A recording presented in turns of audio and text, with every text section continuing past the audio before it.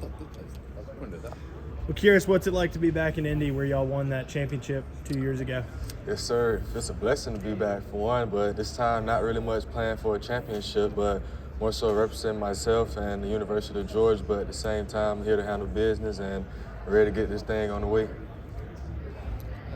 What are your expectations for when you do work out tomorrow? I mean, are you planning on doing everything? Do you have any goals set for the 40 and stuff like that? I definitely do have goals set. I won't be participating in all the exercising and workouts, but I do want to at least run a good 40, show my true talents and things like that, and just show who I really am as a player and what I have as a God-given talent, and that's just to run fast and do my best job. Is more than I can do. I guess, I don't know, obvious question. If you were in medical testing, is everything good, or were y'all? Yeah, they just wanted to run a few more tests on me. Everything was good. Only had to do one little MRI and whatnot, but everything is good, healthy. I'm ready to go.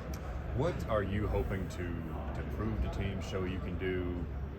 I guess, what do you want NFL teams to leave here thinking of Kearis Jackson? Mostly all that has been shown on film, but I have been able to meet with a few teams and just show who I am as a player and how I think about the game, know my very instincts about my game and how do I study the game and how the way I approach the game, and just knowing I'm a smart football player.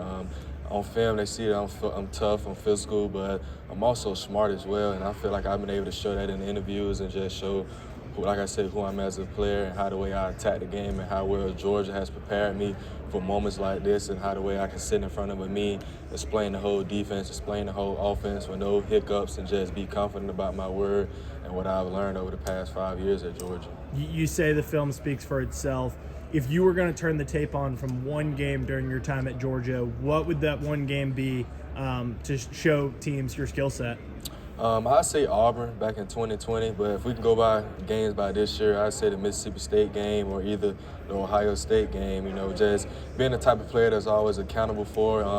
I can go a whole game without any catches, but I feel like I'm a clutch receiver because it could be, I can, like I said, go a whole game without no catches, but then boom, they throw it to me one time, and that could be a game-changing play right there for a first move to change situations. So I feel like I'm always accountable for my teammates. I always put the team before myself. I'm a very unselfish player, and just knowing that when it's time to make a play, I know I can do it, and teams realize that on film. What was it like seeing what Nolan and Robert did in the 40 and all that kind of stuff yesterday? Very motivating, just seeing those guys run as fast as they did. It pushed me to a standard I know I want to go set. So just knowing that those guys went out there and pushed it to the limit and showed what they can do and just show what Georgia has built over these past couple of years, and knowing that they put in the work in these past couple of months to go out on the biggest stage and do the things that they did. So it was definitely motivating and like a standard that was set already. What have you been working on specifically since the season ended, and where have you been working out? I've been working out in David, Florida, performing with Nick Hicks, just showing that what I can really do is, get my start right for the 40, just showing how explosive I can really be, just working on the small, fine details that I really don't get a chance to work at Georgia, just knowing that I can really be way more explosive than what I've showed on film, and just knowing that I have the opportunity this week to be able to show that, and I'm ready to go do it. You mentioned that Auburn game from 2020. I know you weren't completely healthy in 2021, coming off of a little bit of knee procedure. What have these last 2 years been like, being a contributing factor, but maybe not necessarily the leading receiver that you were back in 2020? Right, it showed me what type of player I am. It showed me where I am with the ball in my hands, and it shows what a type of player I am with the ball without my hands. And I'm a team player, Like I said, I didn't have many touches these last couple of years, but if you cut on the tape, it felt like I had every touch every time I was out there, because it was something that I did where I was making a block downfield, where I was covering down, pushing the pile, getting those extra yards. Those stats are not in the stat book, but if you cut on the tape and look at it, sure, I'm out there giving as much as effort if I had the ball in my hands. So it just shows that I'm always giving 100% each and every time I'm out on the field, because you only get limited chances and you only get so many opportunities. So you got to make the best of it with the ball in your hands or without the ball in your hands. So just being that guy that's always going to be accountable and just going to give it his all. Now that you're gone from Athens, have you got a favorite Kirby Smart practice story that you were involved in that you're trying to share? Oh, now? most definitely. I'd say the Florida week of the 2021 year and this past year. I could just remember when we got the team run, and it was James Cook, my old roommate, and Chris Smith. Like the first rep of it was like a collision. And from that moment, I knew we was ready to go play. And then, of course, you heard the halftime speech that Coach Mark gave us. You know, it's been trending ever since. But he know how to get his guys going. And I'm very thankful that I was able to play up under him. I feel like he's one of the best coaches in the nation at what he does and how he prepares our mindset. And especially like this past year, how he was like pretty much brainwashing us, saying that teams, and like everyone thought that we was going like 7-6, but like have a very average record, but we ended up going 15-0. But I mean, we played every game like it was our last chance, like it was a playoff game. And I don't know how he does it, but he do a great job at doing it. Do you know it's brainwashing when he's saying it, or is it? Definitely not. Once the season ends, like, yeah, did anybody really pick us today? Yeah, you really don't understand that, and because you're in the moment, so you just think, man, coach telling us this, so you know we got to go out there and play. And like some games, even though I know we won the game, but we can go in the next day and feel like we lost. So it's always room for improvement. I mean, he pushes us to the limit each and every day, and he gets the best out of us. Like you said, it's 85 scholarships out there. He's going to get every bit of it out you, so he's going to push us. Kearis, the SEC's talking about going to a 9-game schedule, and if they do that, they're saying that maybe teams will play the same 3 teams every year. What 3 teams from the SEC should Georgia play every year, in your opinion? Well, I'd say Tennessee, Auburn, and Alabama. Honestly, I mean, I feel like teams, if you're a Georgia fan, I feel like those games always mean the most to you. You know, it's a rivalry game, and just add Bama in there as well, just knowing the history behind that game. And the last time we played them, we won, of course, and for a national championship.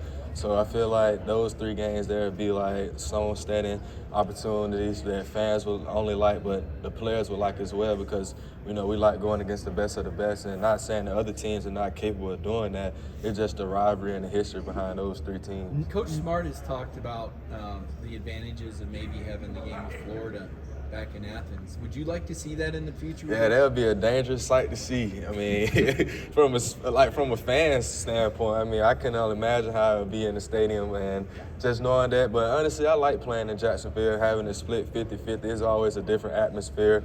I mean, from a recruiting standpoint, I can see where Coach Smart comes from, but from a player standpoint, I like playing in Jacksonville. It was always a memorable opportunity to go play in the Jaguar Stadium, seeing the stadium split like that, all fans there, their fans there. But it's nothing like winning that game, man. You know, I was pretty much undefeated up until like one season I didn't win, but it's okay. I still would come out victorious, 2-time national champ and an SEC champ. So I think that career was pretty successful. Now that you're out of the receiver room, what should we be looking for from those guys next year? Maybe not necessarily Ladd and Dylan and Marcus, guys that we know, but maybe somebody that we haven't seen as much of. Yeah, the standard has already been set. I mean, those guys would have never transferred in or either wanted to commit to the school if they didn't see what we would, like guys like me, guys like who done came before me has done at the University of Georgia. I mean, those guys have an opportunity in front of their hands to go do great things in life. They'll never probably even imagine us as far as winning championships.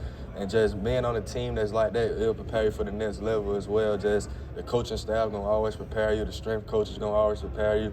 So it's no reason to attend Georgia. And if I was a recruit out there now, it's like Georgia is the standard, and that's what's set now. I mean, it showed back-to-back years, even from the previous years, even though we came up short, it was always something that we were going out there to prove. And I feel like that we was in a situation now that, I mean, why not Georgia? You think they can three-peat?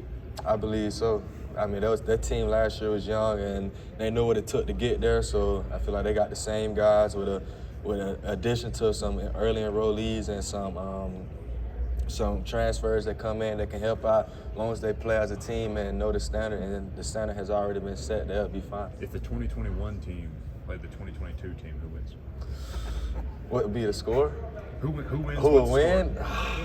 That's a tough question, but of course, I mean, I get into this argument all the time with James because, you know, I talk to him the most. That was my roommate.